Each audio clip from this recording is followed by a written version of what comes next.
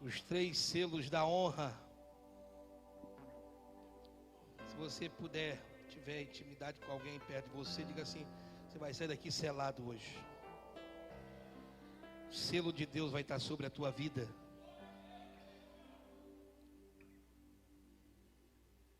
E logo, logo, a gente vai ver o peso dessa escolha. Verso 1 do versículo do capítulo 16. E o Senhor disse a Samuel: porquanto até quando lamentarás por Saul, uma vez que eu já o rejeitei, e eu não quero mais que reine sobre Israel? Enche o teu chifre de azeite e vai até a casa de Jessé, o belemita, porque eu provi de lá um rei para mim. Deixa eu ganhar tempo. E no verso 10, leia comigo. Assim Jessé fez passar os seus 7 filhos e passaram diante de Samuel. E Samuel disse a Jessé: o Senhor não escolheu nenhum desses. E Samuel disse a Jessé: então ainda tem algum mancebo? E Samuel respondeu: ainda resta um mais jovem, esse que cuida das ovelhas. Samuel disse a Jessé: mandai chamar e trazei-o entrar, até que ele venha aqui, porque nós não comeremos até que ele se assente conosco. E ele mandou chamá-lo, e trouxeram e o fizeram entrar. E ele era ruivo, de boa aparência, de rosto agradável. E o Senhor lhe disse: levanta-te e unge, porque esse é o homem. Então Samuel pegou o chifre cheio de azeite e ungiu no meio dos seus irmãos. E o Espírito do Senhor veio sobre Davi daquele dia em diante. E então Samuel se levantou e foi para sua casa, que estava em Ramá. No livro de 2 Samuel, no capítulo 2, tem um outro texto. No capítulo 4, perdão.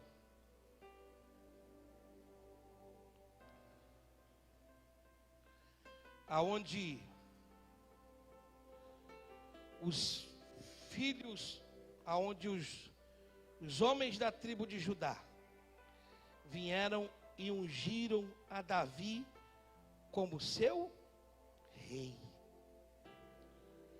E no capítulo 2, no capítulo 5, no verso 5, e no capítulo 5, do verso 14, você vai ver a terceira unção que Samuel recebe, já agora para reinar sobre toda a casa de Israel. Amém? Podei vos assentar.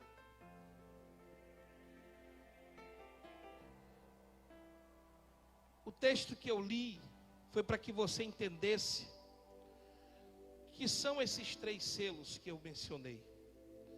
Nossos irmãos que nos visitam possam entender também. Quem já ouviu falar da história do rei Davi, levanta a mão.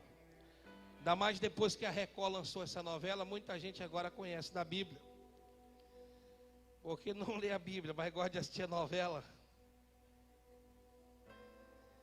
Mas o rei Davi é conhecido, tremendamente conhecido, e talvez ele seja mais conhecido por matar o gigante Golias, por fazer um feito extraordinário. Só que Davi não foi só o matador de gigante.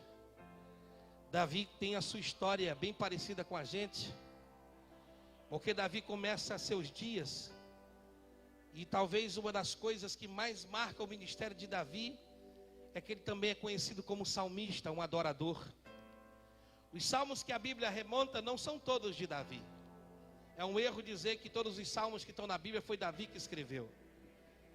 Existe salmo que foi escrito por Abraão, salmo que Moisés escreveu, salmo que Salomão escreveu, salmos que Davi escreveu, salmo que Asaf escreveu, e salmos até que não tem autor. Estão entre os 150 salmos da nossa Bíblia. Davi era um homem dotado de certas habilidades. Ele era um adorador.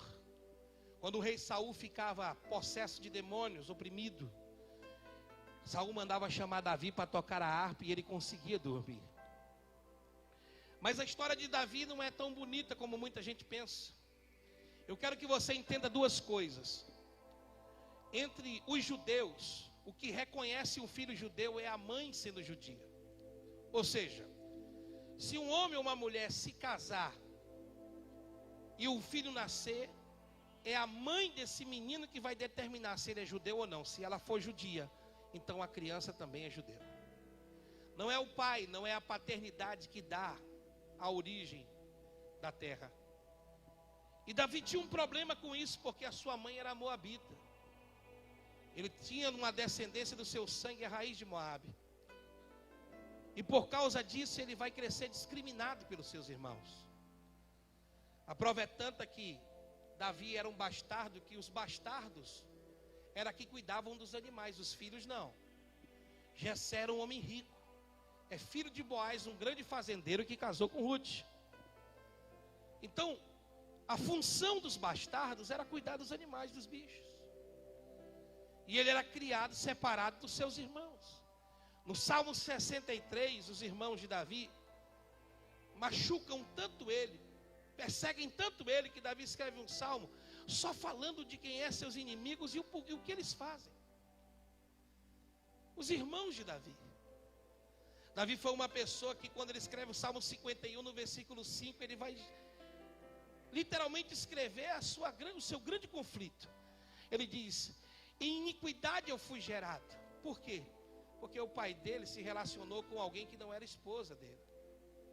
A mãe dos 7 meninos era um, a mãe de Davi era outra. E Davi sofreu uma consequência muito grande por causa disso. E ele diz: em iniquidade eu fui gerado, e em pecado concebeu-me a minha mãe. Então, por esse motivo, Davi vai crescer meio que privado de muitos privilégios. Ele era a pessoa responsável pelos bichos, pelos animais, ele era o bastardo. Era ele o responsável de ser o entregador de queijo, de fazer as entregas. Tanto é que ele foi entregar queijo para os irmãos na hora que Golias estava lá afrontando o povo de Israel. As funções que Davi exercia era a função de um bastardo. Só que o coração de Davi queimava. Eu penso que Davi, quando ele chega lá e vê o gigante afrontando Israel, ele se enche de tamanha ira, porque ninguém faz nada. E a única coisa que Davi queria era poder ser um valente de Israel, um guerreiro de Israel. Mas nem isso ele podia, porque ele era filho de alguém que não era condizente com um dos outros. Você vai ver Davi escrevendo assim, ó: uma coisa eu pedirei ao Senhor, e eu a buscarei. O quê? É que eu possa habitar em tua presença, habitar na tua casa. Ele queria vir para o culto, mas ele era filho bastardo. No Salmo 23 ele vai dizer: certamente a bondade e a misericórdia do Senhor me seguirão por longos dias, e eu habitarei na tua casa para todo. Ele queria estar lá. Foi Davi que disse: mais vale um dia na tua presença do que 1000 nas tendas da perversidade. Foi Davi que escreveu: alegrei-me quando me disseram, vamos à casa do Senhor. Alegrias comuns dos seus irmãos e do seu povo ele não tinha, porque ele não teve o privilégio de ser igual a muitas pessoas privilegiadas. Quem sabe parecido com alguém que está aqui dentro hoje, que só queria paz, só queria um pouco de calma, só queria ter uma vida simples, mas até isso roubaram de você. Davi cresceu assim lá no campo, rejeitado, escondido. Mas eu aprendo uma coisa. Você quer ser visto por Deus? Quem quer ser visto por Deus, levanta a mão. Quando você quiser ser visto por Deus, faça algo que somente Ele vê. Não entendi, pastor. Nós temos a mania de querer fazer as coisas para Deus que todo mundo veja. Nós temos a mania de querer fazer a coisa para Deus para que todo mundo aplauda. Mas foi Jesus quem disse assim, ó: quando tu deres uma oferta com a mão direita, esconde a tua mão esquerda para que ela não veja, porque senão o teu galardão já está sendo entregue a você aí na terra. Agora tu quer ver Deus te ver? É quando você não está sendo observado por ninguém. É quando você não está sendo aplaudido por ninguém, mas a tua fidelidade está lá na tua vida com Deus, em que ninguém te veja. Ele está dizendo: eu estou te vendo, estou vendo tudo que você está fazendo. E é por isso que Jesus diz: quando tu fores orar, entra no teu quarto, fecha a tua porta e ora em segredo, porque o Senhor em secreto te ouvirá e também te recompensará e te abençoará. O problema é que a gente quer que Deus enxergue o que fazemos, mas sempre esperando que os outros aplaudam e vejam. Jesus chamou essa raça de hipócritas. Disse: não sejais como os hipócritas que andam na praça jogando terra na cabeça para dizer que estão de jejum. Não sejais como os hipócritas ignorantes que acham que por repetir a mesma palavra várias vezes serão ouvidos. O segredo não está na repetição de palavra. O segredo não está no que os outros estão vendo. O segredo é naquilo que eu estou fazendo de verdade, para que Deus veja a minha sinceridade com Deus. E Davi tinha uma vida mais ou menos assim. Ele matou o urso e ninguém estava lá para aplaudir. Ele matou leão e ninguém estava lá para aplaudir. Mas Davi tinha algo que Deus se agradou. Era alguém que tinha caráter. Era alguém corajoso.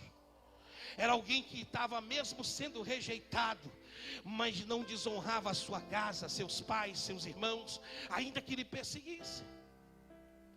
Aí um dia Deus precisa levantar um rei para Israel. O povo está clamando por um rei. E o povo não esperou por Deus. E levantaram Saul. Samuel unge a Saul e agora vira intercessor de Saul. Mas Saul começa a fazer uma besteira atrás da outra, e Deus esperando para confirmar.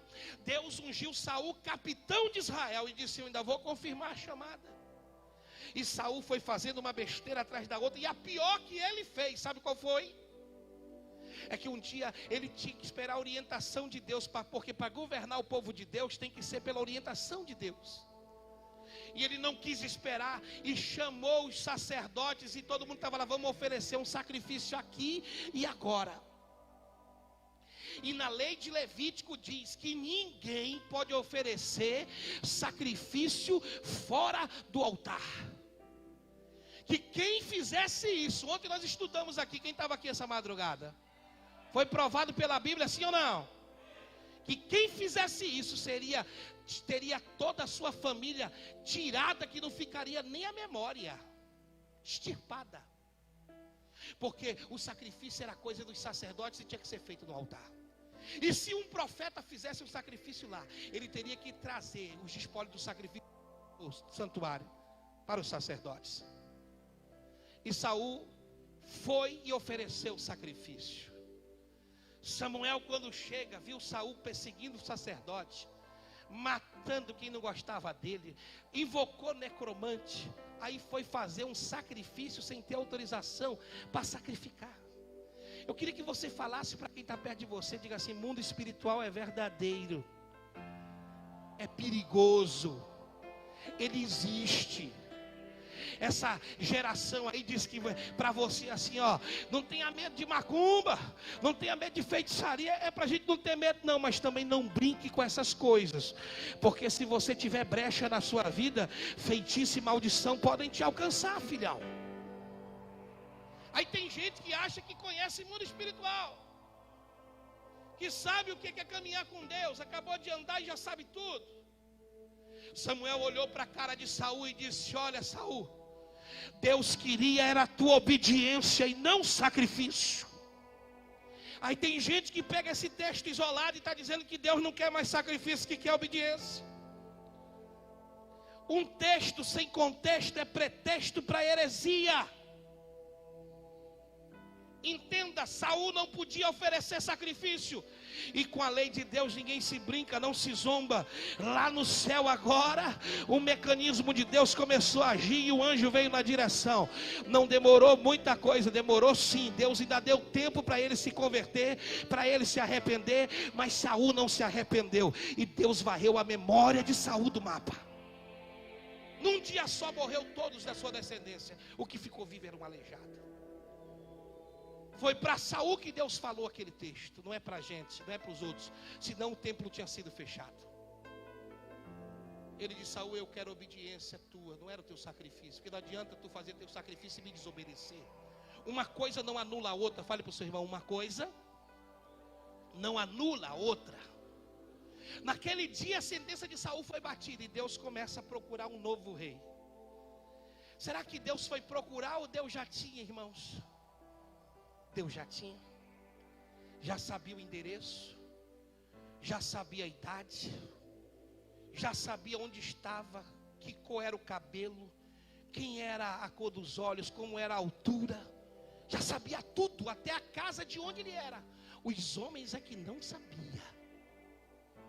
E um dia Samuel está lá orando: Senhor, tem misericórdia de Saul. E Deus brada do céu e diz: Samuel, até quando tu vai orar por quem eu rejeitei, Samuel? Escute, quando Deus rejeita alguém, não tem oração que mude a história. Graças a Deus que Jesus Cristo é o nosso advogado, Ele pode mudar a história. Aí ele disse: o que o Senhor quer que eu faça, Deus, então? Ele diz: levanta-te. Pega um chifre. Chifre é sinônimo, é símbolo de poder na Bíblia.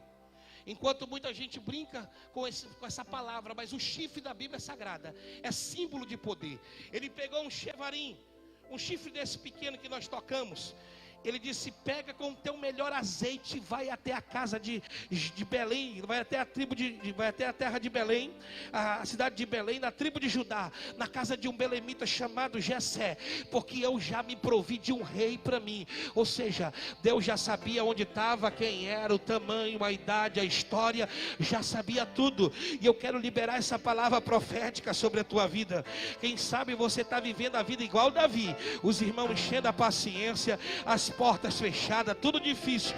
A tua vida é obedecer, a tua vida é aceitar o que os outros fazem com você. Mas não te preocupa não, Deus não erra, Deus não falha, Deus não se engana de endereço. Os homens é que não sabem onde você está, mas eu quero te dizer que lá no céu tem um Deus que sabe quem é você, sabe onde você está, e na hora certa está enviando a unção sobre a tua vida. Quem está entendendo o que Deus está dizendo aí essa noite, então profetize sobre a sua própria história, sobre a sua vida. Diga: eu creio que o meu Deus está vendo a minha situação e logo Ele se levantará para me socorrer. Só quem precisa de um socorro de Deus, dá um brado de glórias a Deus aí. Aí lá vai Samuel. Samuel chega na casa de Jessé e ele está esperando. É isso, Jessé que já vai perguntar. Agora detalhe, irmão, tem um rei no trono. Se o rei sabe o que o profeta ia fazer, matava o profeta no meio do caminho. Mata o profeta, eu vou perder o trono? Não. E Samuel foi calado em silêncio. Quando chega lá em Judá, lá em Belém, ele vai e fala assim: Jessé, reúne teus filhos, porque hoje eu vou reinar. Deus vai tirar daí um rei para reinar sobre a casa de Israel. Jessé disse: meu Deus, vai nascer um rei daqui? Então chama os meninos. Todo mundo arrumado, bem alinhado, tomado banho, fizeram sacrifício e tarará, e vão se apresentar. Mas a Bíblia diz que Deus vai orientando Samuel. E quem é esse? É o primeiro, o mais velho. Esse é o herdeiro de Jessé, o belemita, a tribo dos guerreiros. Os leões de Israel estão aqui, os homens mais valentes, a maior tribo que existe em Israel está aqui. Aí vem o mais velho, Abinadab, bonito, o herdeiro de Jessé, o primogênito.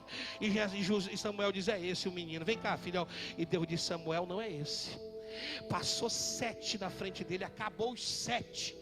Aí Samuel disse: oi Deus, será que o senhor se enganou? Será que... Aí de repente Samuel para e pergunta para Jessé: porventura tem mais alguém aí?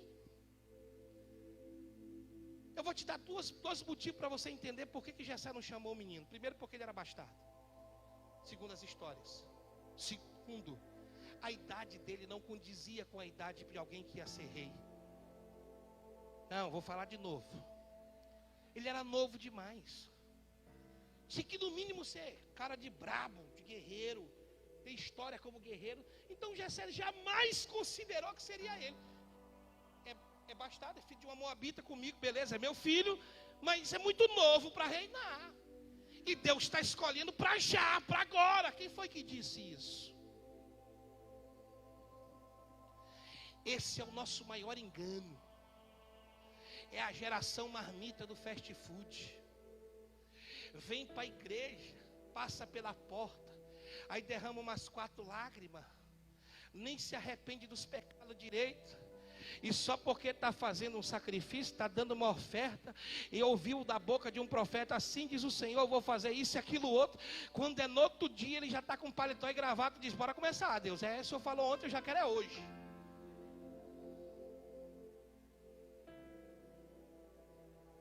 E é por isso que tem muita gente depressiva na igreja, deprimida, meninos espirituais, que vivem numa gangorra, porque não querem aceitar o tempo de Deus sendo estabelecido sobre eles. Davi tinha 17 anos e não podia reinar sobre uma nação daquela. Deus esperou mais 17, mais 21 anos para levantar Davi. Por quê, pastor? Por que Deus escolheu Davi tão novinho? Porque esse é o primeiro selo. É o primeiro selo de honra. É o selo da escolha. Vou falar de novo.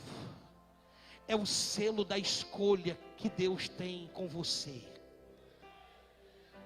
Aos olhos humanos você é o improvável, não tem idade, não tem estatura, não tem escolaridade talvez, não tem a força, não tem talvez a beleza para aquilo que você gostaria de fazer, mas deixa eu te dizer, Deus olhou para ti e te selou, dizendo assim, pá, esse aqui eu escolhi, estava escondido atrás das malhadas, ninguém acreditava nele, ninguém sabia quem ele era, mas eu separei ele antes que ele sonhasse em me conhecer. Quem está entendendo aí? Então, meu irmão, não se turbe o coração de vocês não. Se Deus te escolheu, deixa o tempo passar. A unção que veio sobre a tua vida, o selo de honra que está sobre você, vai proteger você até que você sente aonde Deus quer te colocar. Mas enquanto isso, levanta a mão para o céu, porque Deus está selando a história de alguém aqui essa noite, dizendo, eu estou te chamando, eu estou te escolhendo, eu quero levantar você e vou consertar todas as coisas, e no tempo certo eu vou te fazer sentar naquele lugar.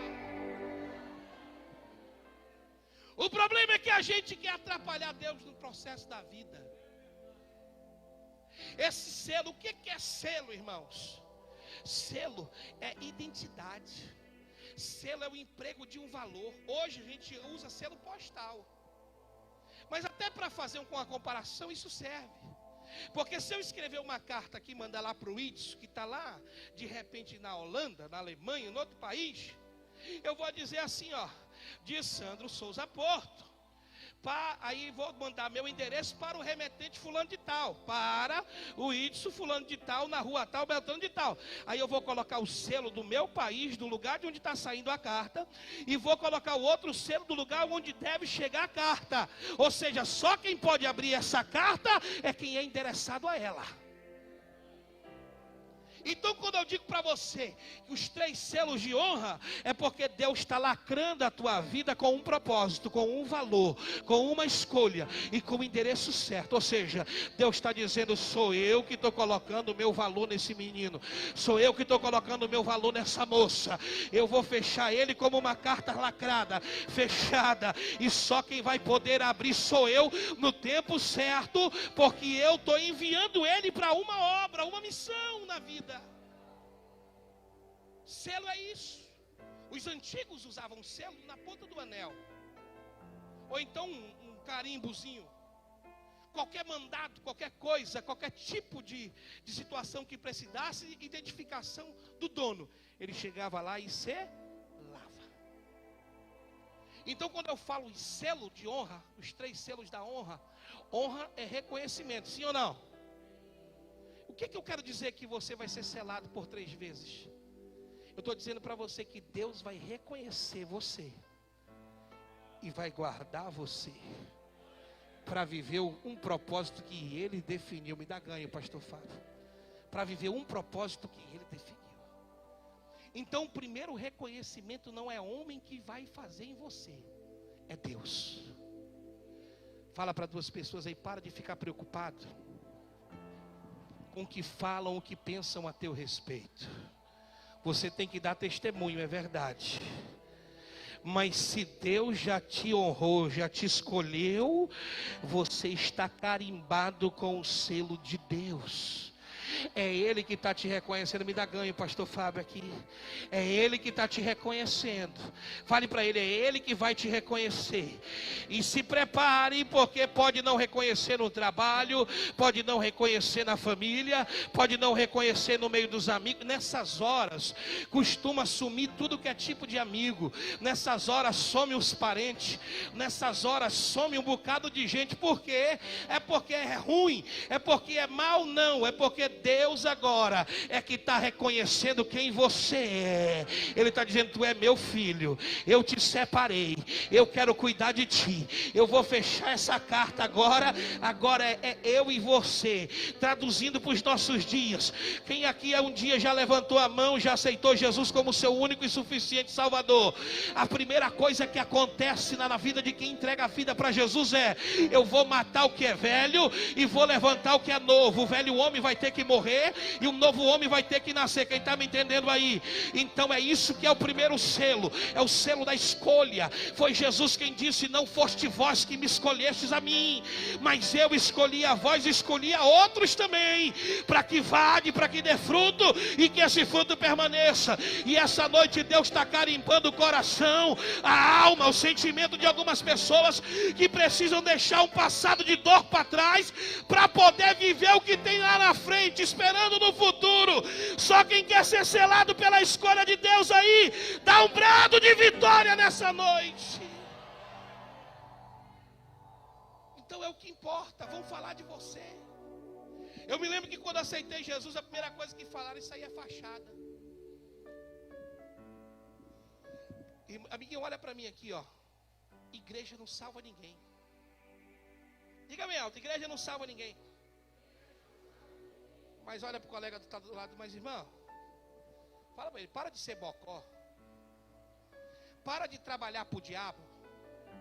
Para de estar falando mal de igreja na internet. Porque a igreja não salva ninguém não. É a igreja que é a salva. Não, ainda não caiu a ficha. Não é a igreja que salva, é a igreja que é a salva. Se você vem para a igreja para se salvar, perdeu a viagem, porque quem está na igreja já é salvo. Só a igreja é salva. Pastor, não estou entendendo nada. É porque tem um monte de gente que não tem o que fazer na vida, gosta de destruir a fé dos outros. E você precisa tomar uma decisão. Se afaste de quem trabalha contra a sua fé. Porque uma coisa é ferir você, mesmo ferido, Deus pode te levantar e te salvar. Morreu ferido, machucado, mas foi para a glória. Eles não podem roubar a tua salvação. São assassinos do corpo. Podem ferir tua alma, teus sentimentos, são assassinos da alma. Mas o pior tipo de assassino, sabe qual é? É o assassino da fé. Porque um homem sem esperança e sem fé, ele já está morto vivo. Ele é um zumbi social. Ele não sabe para onde ele vai. Ele pode até ganhar dinheiro, mas não tem a paz que eu e talvez você temos quando colocamos a cabeça no travesseiro. Ele pode morar em mansões, mas para ele se satisfazer, ele tem que cheirar pelo menos 2 carreiras de cocaína. Eu não quero dizer que todo rico faça isso, não. Eu estou te usando de exemplos. Que não tem nada que substitua a presença de uma escolha, o selo da escolha de Deus na vida de um homem. Davi naquele dia foi escolhido, mas não foi colocado na cadeira do rei. Só que aquele selo trouxe para Davi a unção do Espírito Santo de Deus. E ele começou a trabalhar dentro de Davi. tem gente que fica, igreja não salva ninguém. É verdade, bocó. A igreja é a salva, cara. Fala assim, ó, instituição, placa. Agora, toda vez que você fala em igreja e usa a palavra igreja, você está ofendendo a noiva do cordeiro, irmãozinho. Porque não foi o homem que inventou isso, não, foi Jesus. Quando Pedro disse para Jesus, tu és o Cristo, filho do Deus vivo, Jesus se encheu de tanta autoridade e disse, Pedro, bem-aventurado é tu, porque não foi carne nem sangue que te revelou isso, foi o próprio Deus. Tem um detalhe, tu é Pedro. Jesus está dizendo para ele, tu é carne, tu é homem. Jesus, depois dessa conversa, escuta aí o que eu vou dizer para você. Olha bem para mim aqui. Pedro está todo animadinho. Por quê? Porque está os 12 reunidos. Aí está perguntando, me dá o outro microfone, eu vou arremessar isso aqui fora. Ele está todo animadinho. E está dizendo assim, o que o povo está dizendo que eu sou, hein? Aí começa. Reparem, como Deus faz classificações em meio a situações. Glória a Deus.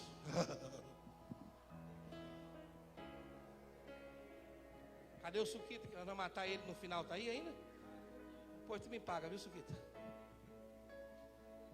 Aí Pedro vai falar, aí vem Tomé, vem Tiago, vem João, tudo organizadinho. Não tem aqueles caras que ficam em cima do muro, malé, malé? Tem? Não, eu não gosto de me envolver com essas coisas. É a pior raça que existe. É o que pega o celular para tirar a foto do morto. É o que pega o celular para filmar quem está sendo esquartejado. É o pior que existe. Porque quem é homem e mulher de caráter, ou é ou não é. Meu irmão, não gosto dessas coisas, estou saindo fora. Ô meu irmão, não faz isso não. Ou compra bronca. É ou não é verdade? Agora essa moçadinha, não é comigo, estou nem aí. A Bíblia diz que esse tipo de gente causa ânsia de vômito em Cristo. Quem me dera tu fosse frio, se tu fosse quente, criatura. Aí Pedro vai, aí está todo mundo falando, dizem que tu é Elias ressuscitado, reencarnado. Aí outros disseram que tu é João Batista que ressuscitou. Os caras estão acreditando em coisa que não existe. Reencarnação. Não havia ressurreição porque Cristo não tinha vencido a morte ainda. Aí vem Pedro, todo afoito, animado, mas pelo menos tinha coragem. Chegou e disse, eu não sei o que os outros dizem a teu respeito, mas para mim, tu és Jesus Cristo, o Filho do Deus vivo. Não entendi, pastor. Você entender agora. Quem Jesus é para você?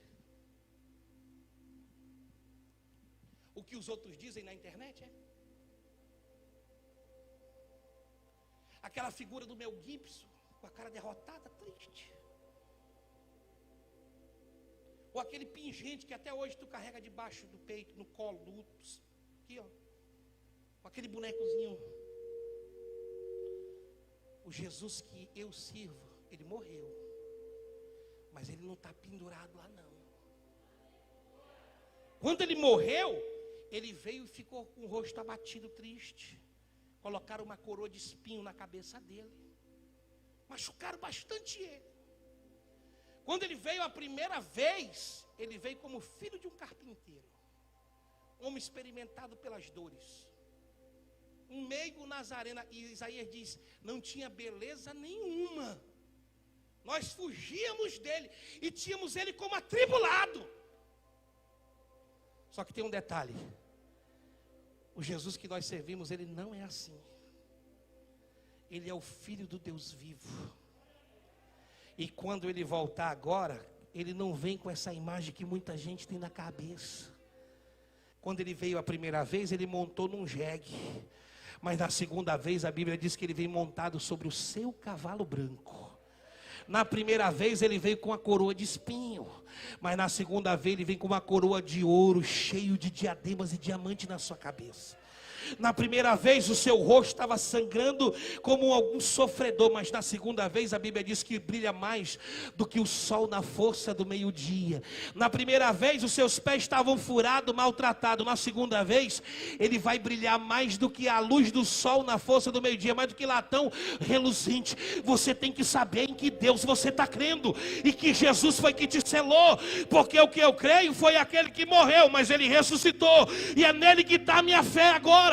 Porque se eu creio nesse lá do céu, ele está sentado à direita de Deus, olhando para mim e para você, cuidando do meu ministério, cuidando da minha chamada, e dizendo: fui eu que te selei, e vou cuidar de ti até o último dia da tua vida. Só quem foi selado por esse Cristo aí, levanta a mão para o céu e dá um brado de glórias a Deus nessa noite. Você tem que saber que Cristo é esse que tu está ouvindo, cara. Do que os outros disseram, E no dia que Pedro revela quem é Cristo para todo mundo: tu és o Filho do Deus vivo, Jesus ficou alegre. Todo mundo ouviu Pedro declarar quem ele era. Aí Pedro achou que era mais amigo que Jesus do que os outros, e começou pertinho. Aí de repente está todo mundo conversando, e vem Jesus e fala assim: olha, o Filho do Homem vai morrer. Pedro pulou na frente e está amarrado. Tu não morre não. Sabe por quê? Porque Jesus falou para ele: tu és Pedro, e sobre essa pedra eu edifico a minha igreja, e as portas do inferno não prevalecerão contra ela. O que foi que Jesus edificou? Foi quem? Foi quem? Foi quem? Então fala para quem está perto de você: cuidado, filho. Quando você usar a palavra igreja, você está falando a noiva do Cordeiro. Se você quiser falar de qualquer prédio que tem placa, é uma coisa, mas igreja foi ele que edificou. Ela não salva, ela já é salva. E no dia em que Pedro revelou Jesus para todo mundo, Jesus vai revelar para todo mundo quem é Pedro. No mesmo dia. Tu és o Cristo, Filho de Deus vivo, Aí Pedro achou que era mais amigo, e Jesus está dizendo: eu vou morrer, no terceiro dia eu vou ressuscitar. Aí Pedro pula na frente: não, eu não vou deixar. Aí sabe o que Jesus faz? Para trás de mim, Satanás. No dia em que Pedro revela Jesus para todo mundo, Jesus revelou quem era Pedro para todo mundo. Não entendeu? Pedro tinha sido abençoado com uma grande dádiva, mas Deus não deixou de cuidar da alma de Pedro. E quando Jesus percebeu que quem estava falando ali era o egoísmo, era uma vaidade, era o próprio diabo, Jesus revelou quem estava na vida de Pedro. Cuidado, que toda vez que você revela alguém, esse alguém também vai te revelar. Se você revela Jesus para alguém, esse alguém também vai querer saber quem é você. E é nessa hora que você vai dizer, você vai ter que ter fibra e vai mostrar: eu sou alguém que fui selado com honra. Jesus me escolheu. Ah, mas quem é você? Você não tem idade, você não é isso, você não é aquilo. Não interessa. A unção de Deus está sobre a minha vida, e o que interessa é a escolha. É o que pouca gente percebe. Tem muita gente que confunde dons com unção. O dom Deus dá até para quem não é crente. Tem gente que tem dom e nem em Deus acredita. Dom, muita gente vai usar, e no final dos tempos Jesus vai dizer: eu nem te conheço, apartai-vos de mim, maldito. Agora, unção não. Unção é uma parte de Deus que Ele tira para colocar na vida de quem Ele selou, de quem Ele escolheu. Vou falar para você, gravar isso no seu coração. No dia que Deus escolheu Davi, disse: Davi, enche um chifre de azeite e leva uma unção sobre a vida dele. O que estava naquele chifre era o óleo do azeite, o símbolo da unção. Mas quando a unção foi derramada, o que nós lemos no texto? E o Espírito de quem, irmãos? E o Espírito de quem, queridos? o Espírito de Deus se apoderou de Davi. Ou seja, quando Deus te sela e te unge, Ele pega algo dele para colocar em você. Eu estou profetizando na sua vida, que hoje está vindo algo do céu para a sua vida, da parte de Deus, para ser colocado em você e na sua história, para ser colocado em você e na sua história, e a sua vida, a partir do momento em que essa unção chegar, ela vai mudar, porque uma parte de Deus vai começar a guiar você, a levantar você, a usar você, a movimentar você. E eu estou profetizando, se você crê, pega aí na mão de quem está do seu lado, e em nome de Jesus, pastor Fábio, vai ficando de ouvido que está caindo direto, em nome de Jesus, diga assim para ele: meu irmão, quando a unção chegar, é uma parte de Deus que vai te capacitar naquilo que você não tinha capacidade, naquilo que você não era capaz de fazer. Deus vai te dar capacidade para você realizar aquilo que sozinho você não realizaria. Por quê? Porque faltava unção, faltava o selo, faltava a escolha, e Deus está enviando para a tua vida e para a tua direção o selo da escolha. Só quem recebe se coloca de pé glorificando a Deus aí essa noite.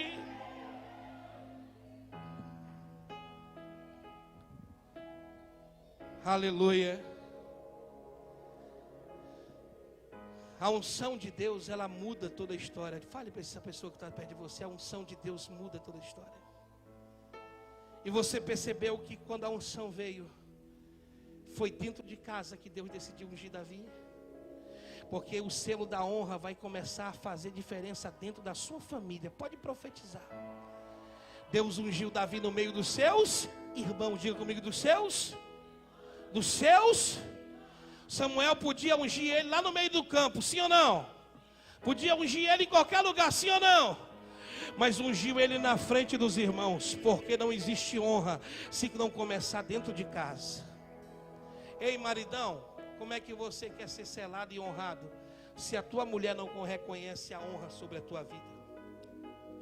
Se o teu marido não reconhece o que Deus está fazendo na tua vida? Tem gente que quer ter honra lá fora, mas dentro de casa não tem honra. Essa história vai mudar. E eu profetizo que teus filhos vão ter alegria de olhar para você e dizer assim: eu quero casar com um homem igual o meu pai, porque ele cuida bem da minha mãe, porque ele honra a minha mãe. Quem está entendendo a palavra? Eu quero casar com uma mulher igual a minha mãe, porque ela não envergonha o meu pai, porque ela cuida das coisas, porque ela é uma mulher honesta. Eu estou profetizando que o tempo da honra e do selo está chegando sobre você. Eu vou dizer que mais uma vez estou profetizando que teus filhos chegarão para perto de ti e vão dizer assim: eu quero andar como meu pai, como a minha mãe, como meus irmãos andaram. Aonde, pastor? Na presença de Deus, selado por Deus, guiado por Deus. Só quem quer esse selo, levanta a mão para o céu aí e diga: eu recebo, eu tomo posse e vou quebrar toda a amarração da minha vida, para que a minha família viva os dias melhores que ainda virão.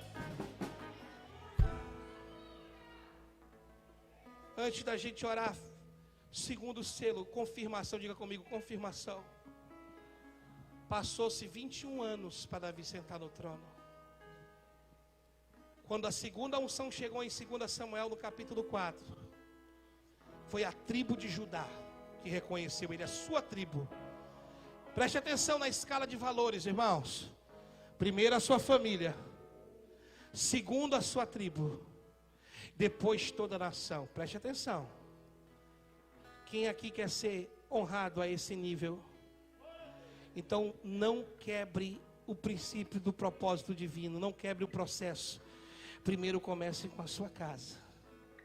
Seja honrado dentro da sua casa. Eu queria que você fechasse os olhos comigo aí agora, por favor. Por favor. O que tem dentro da tua casa que rouba teu respeito com os teus filhos, com a tua família? O pastor Jimerson falou um negócio muito forte aqui. Ele disse: como é que você aconselha teus filhos a vir para a igreja, se lá na tua casa o que ele mais ouve é falar mal da igreja? É ou não é verdade? Você vive falando mal da igreja e depois fala assim: meu filho, vamos para a igreja. Isso é uma redundância. não dá certo, não é verdade isso? É a mesma coisa que eu olhar assim e dizer assim: rapaz, lá naquele restaurante a cozinha é uma porcaria. Eu vi uma barata dentro da sopa. Eu vi um besouro dentro do arroz. A carne estava podre. Aí na hora do almoço você olha para quem está perto de você: bora almoçar aonde? Lá naquele restaurante. Você vai? Como é que você quer que teus filhos honrem a tua esposa? O menino está rebelde se você é o primeiro a tirar a autoridade da sua mulher. A mãe vai corrigir o menino, aí o pai entra no meio e não bate na criança. Se criança bate na mãe, quando crescer vai fazer o quê? O pai vai corrigir o menino, a mãe entra no meio. Está certo que tem pai que quer espancar, tem mãe que quer espancar. Espancamento eu não sou a favor. Mas aí você tira o respeito. Eu não quero que o meu filho beba, mas vive bêbado na frente do filho. Eu não quero que o meu filho faça nada de errado, mas vive fazendo besteira. Tu já pensou se a tua filha fosse viver a vida que você está vivendo? Trocando de relacionamento toda semana. A gente vive daquele ditado: olha, faz o que eu mando, não faz o que eu faço. Isso não funciona. Você ia gostar de ver teus filhos em beira de bar, com um cigarro na mão, com a perna cruzada, achando graça? Você ia gostar de ver seus filhos cheirando cocaína, fumando um cigarro de maconha? Tenho certeza que não. Mas quando a honra chega, o selo vem para a nossa vida, o selo da escolha. A primeira coisa que Deus conserta é o ambiente familiar. E eu estou profetizando em nome de Jesus. Eu sei que você não quer mal para os seus filhos. E eu estou profetizando que você vai ser o primeiro exemplo da sua casa. A honra vai brotar em você. Ele nunca mais vai ver você mentir. Ele nunca mais vai ver você enganar.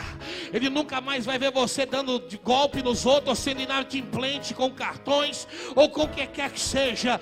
Você vai ser o exemplo. Ele vai crescer e vai dizer: meu pai era um homem de palavra, meu pai honrava o que dizia, a minha mãe era uma mulher decente, equilibrada, não vivia gritando dentro de casa igual uma louca, trazendo desequilíbrio para a família. Não, a minha mãe dava conselhos, a minha mãe sentava comigo, o meu pai orou comigo um dia e resolveu um problema da minha vida. Por quê? Porque a honra está entrando dentro do colo da nossa família. Quem recebe esse selo de honra, joga a mão para o céu e dá um brado de glórias a Deus aí.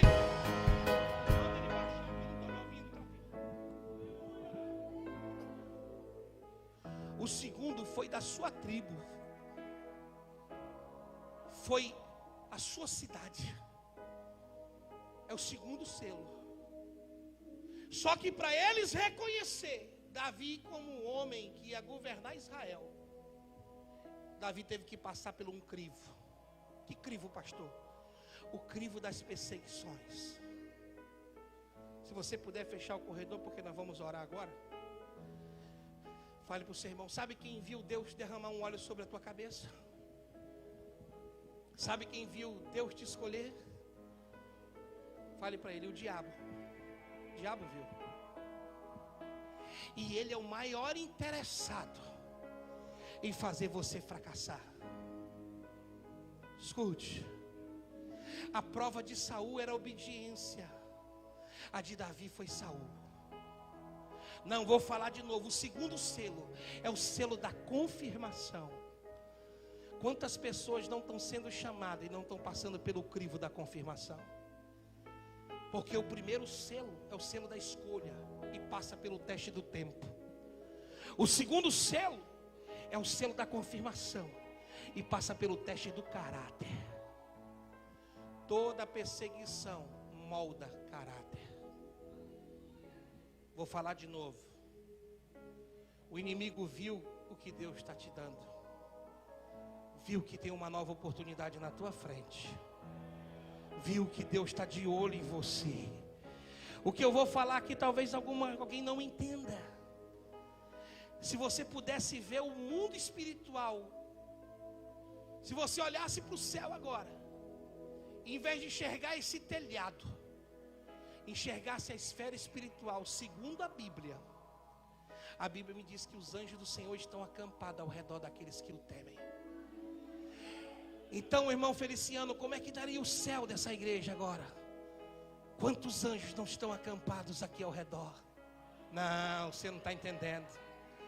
Se você pudesse contemplar o céu desse lugar e de repente visse os anjos acampados, sabe por quê? Porque tem alguém selado aqui dentro. Não, vou falar de novo. Tem alguém selado aqui dentro. Aí já pensou um anjo conversando com o outro? Chegar assim e dizer assim: ei anjo, como é teu nome? Aí um falar para o outro: eu sou fulano de tal, eu sou Maliel. Ele disse: e tu é quem? Eu sou El, alguma coisa. Ele disse: tu está aqui por quê? Ele disse: eu estou aqui por causa daquele gordinho que está pregando ali, ó. Eu não vou muito com a cara dele não, mas Deus disse que ama ele, então eu vou guardar ele até os últimos dias da vida dele. E tu está aqui por causa de quê? Ele disse: eu estou atrás por causa daquele irmãozinho ali, ó. Qual? Aquele ali, ó, que está de chinelo, quebrado. Ele tá, um dia desse ele estava na cachaça, jogado no chão, não valia nada. Mas Deus selou ele e mandou cuidar dele. Agora eu estou aqui guardando ele. Aí o outro chega e diz assim: e tu está aqui por causa de quê? Ah, eu estou aqui por causa do Josinaldo. É, qual o Josinaldo? Aquele que vem de Bro, lá do outro lado da ponte. É, Deus ama ele, e Deus vai prosperar muito ele esse ano, e vai mudar a história dele se ele for fiel. Aí começa, você já imaginou como é que ia estar o céu desse lugar aqui agora? Pensa um pouquinho, para pensar. No outro canto da história, Naldo, e eu estou feliz de te ver aqui, Naldinha, do meu tempo e das antigas, quebramos muito aquele ponta do vento, né, Naldo? Esse aí sabe a história. Jogamos gente na ponta do vento, Almirante. Eu estou feliz de te ver aqui, cara.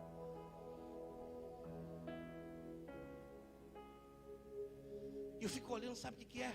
O inferno, o próprio demônio, olhando e diz assim: rapaz, o que aquele banguelo tem de valor ali? O que aquele magrelo tem de valor ali? O que aquele narigudo tem? O que aquele orelhudo? Alguma coisa que eles, porque só acham o que não é perfeito na gente. Quem está me entendendo aí? Isso confunde a cabeça de cientista, a cabeça de estudioso, de filósofo. É loucura. Isso chama-se amor incondicional de Deus. Então ele se levanta e vai perseguir. Detalhe, irmão, por que Davi não matou Saul? Porque está na Bíblia que nos ungidos ninguém toca. E o próprio Davi disse: Deus entregou na mão de Davi várias vezes. Saul dormindo, ele pegou a capa de Saul. Outro dia Saul estava com dor de barriga, literalmente está na Bíblia. Ele foi evacuar, foi no banheiro, e os soldados dele dormiram. Davi foi por trás e tomou a capa, e depois gritou: de Saul, meu rei, hoje os teus Abner, tu tem que te entregar, porque tu não serviu nem para salvar, nem para guardar o teu rei, o ungido do Senhor. Saul, eu não sou teu inimigo, Saul. Eu podia ter te matado. Olha aqui a tua capa, Deus te entregou na minha mão, mas eu não quis fazer isso porque tu és o meu rei. Ei, a gente às vezes para se perguntar o porquê que outros não gostam, porquê que lá no trabalho alguém te persegue, na escola alguém faz bullying com você. Não é porque você é rejeitado por Deus, não. É os homens que não estão suportando ver o selo de Deus na tua vida, e você incomoda. Mexe na mão de quem está do seu lado e diga: meu irmão, Deus te chamou foi para incomodar.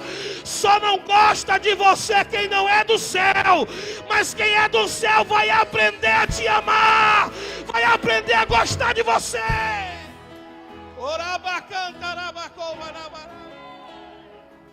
Olha para essa pessoa que está do seu lado e diga assim: vê se ele tem rosto de cidadão do céu aí, vê. Porque quem é do céu identifica o outro, é ou não é verdade? Quem tem selo sabe quem tem selo.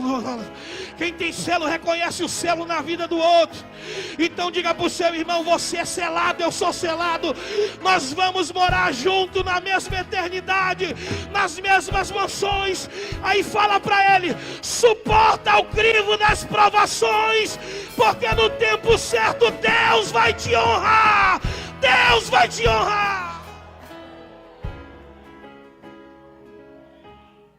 Agora, não tem aquele problema que você já devia ter resolvido e não resolve?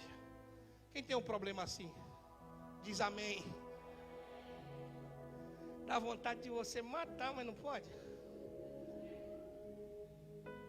Davi podia ter matado Saul? Sim ou não? Mas por que não matou? Porque tem problemas na nossa vida que nós não podemos resolver. Vou falar de novo. Tem problema que é Deus que vai resolver. Por quê, pastor? Porque esse problema aí foi Deus que plantou para tratar você. Não, pastor, não estou aceitando isso. O problema é seu. Deus podia matar um Saul de infarto fulminante, não quis. Deus disse: fica aí, Saul, e pode perseguir Davi. Davi se escondia. Diga para o seu irmão, já vou finalizar, tá, gente? Sei que você está agoniado segurando a mão de alguém. Diga assim para ele: ó, vai ter tempo que você vai precisar se esconder. Vai ter tempo que vai ser necessário fugir. Vai ter tempo que você vai precisar chorar. Vai ter